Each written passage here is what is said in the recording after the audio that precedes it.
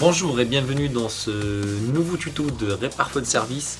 Dans ce nouveau tuto, on va voir une panne très courante. Donc c'est la panne de audio, la panne audio sur l'iPhone 7. Cette panne qui touche beaucoup d'appareils sur une certaine série. Donc là on va voir comment réparer cette panne.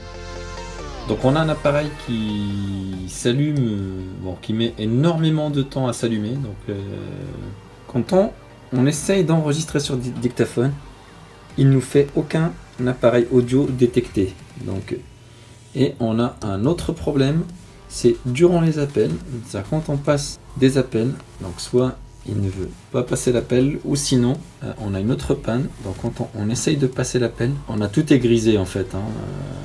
On a souvent plus l'audio grisé, donc on ne peut pas écouter. Quand on va essayer de mettre en haut-parleur, même en utilisant un kit main libre, des fois ça ne marche pas. Donc on va passer le démontage de l'appareil et on va directement attaquer la réparation de la carte mère.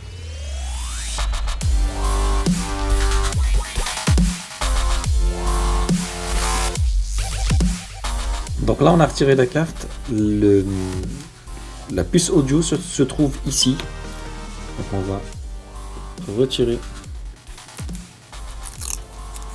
Donc ça va être notre puce audio.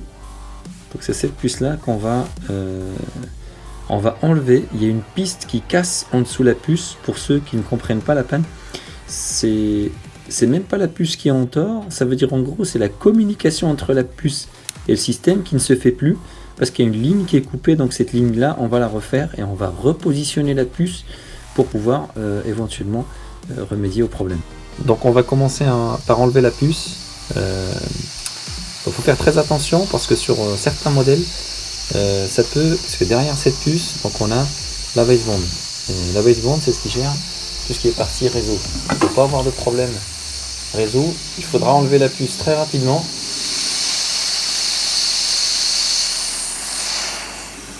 Donc la puce, on voit que tous les points sont à leur emplacement. C'est une technique, donc moi je la retire pour éviter de la rebiller. Je la retire parfaitement, et quand il y a des points comme ça, par exemple, des points qui sont à refaire, ça je les gratte un peu, je les refais. Voilà. Donc maintenant, il faudra tout simplement refaire cette ligne. 1, 2, 3. Donc cette ligne là, un fil très fin. Voilà, je l'ai étamé, je ne sais pas si vous avez eu le temps de voir. Donc maintenant que le fil est étamé, on va le souder. Pouvoir le solidariser en fait au niveau de la deuxième composante, vous voyez qui commence un peu à briller. Donc là j'ai fait le nœud autour de la bille et maintenant il va falloir resserrer la bille et pouvoir faire la soudure finale. Alors juste une petite remarque, là j'ai un pin qui manque, j'ai un deuxième pin qui manque ici, donc c'est très rare dans ce cas là. Alors concrètement le pin qui me manque, ça va être celui-là, parce que celui-là c'est la ligne qu'on vient de refaire, parce que c'est cette ligne-là qui coupe. Mais je me suis rendu compte qu'il y a aussi cette ligne-là qui manquait, parce que la bille a été aspirée, il n'y a pas de piste en dessous.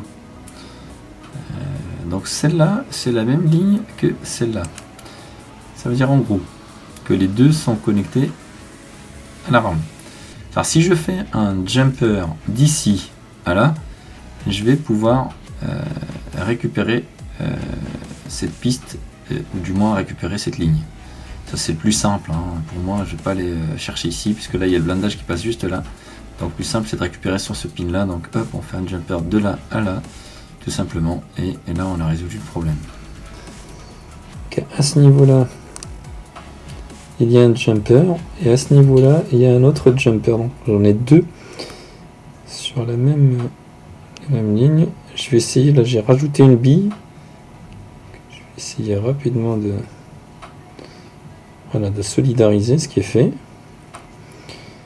Donc là j'ai solidarisé la ligne, la troisième ligne que vous voyez ici, hop, avec l'autre, et maintenant il ne reste plus qu'à remettre la puce. Dernière étape, donc on va Donc, je vais placer la puce en veillant bien à ce que le sens soit bien respecté.